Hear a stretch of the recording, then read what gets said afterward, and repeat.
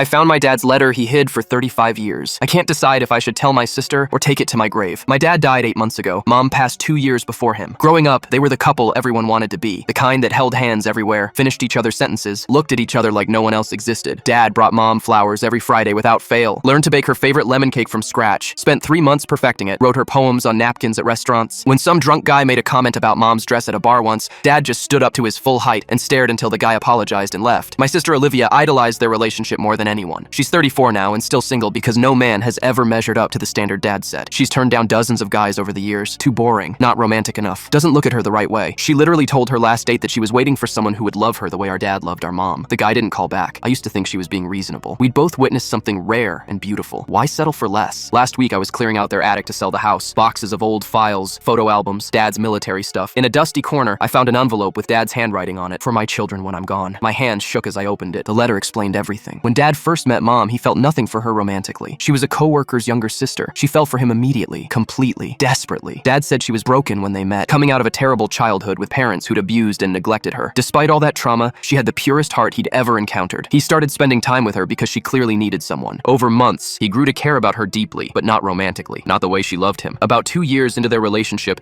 he realized he would never love her the way she deserved, but he also realized no one would ever love him the way she did. So he made a choice. He decided her happiness mattered more than his own feelings. He committed to spending his entire life making her feel loved, even though he knew deep down his love wasn't the same as hers. He called it his life's work. Every flower, every poem, every romantic gesture was real in the sense that he meant it, but it came from dedication rather than passion. He wrote that he never cheated, never even considered it. He gave himself fully to the mission of making her happy, and it worked. She died believing she'd lived the greatest love story ever told. The letter ended with him saying he had no regrets, that watching her live a happy life was worth everything he sacrificed, that by the end, he couldn't imagine existing without her, even if what he felt wasn't quite what she felt for him. I sat in that attic for 2 hours, trying to reconcile the father I knew with the man in that letter. Part of me wanted to be furious. He lied to Mom for 37 years, but another part understood. He saw a broken woman who loved him completely and chose to give her a beautiful life, even though it cost him his own chance at finding real romantic love. I've been carrying this letter around for a week now. I read it every night before bed, hoping I'll find something I missed, some sentence that makes it all okay, but there's nothing. Olivia keeps texting me about random stuff, sent me a funny meme yesterday, asked if I wanted to grab lunch this weekend. Normal sister things. Except 3 days ago, she called me at 11 p.m., which she never does. She was excited, almost giddy. She said she finally agreed to go on a date with this guy from her book club. His name's Aaron. She's been turning him down for 6 months because he seemed too quiet, too ordinary. But last week, he brought her a first edition of her favorite novel that he'd been hunting down for months, made her grandmother's soup recipe when she mentioned being sick, started learning piano because she'd said once that she wished someone would play for her. She said he reminds her of Dad, that he might actually be the one who measures up to our parents' love. She sounded so hopeful, so genuinely happy for the first time in years. I'm meeting her for dinner in an hour and the letter's burning a hole in my jacket pocket.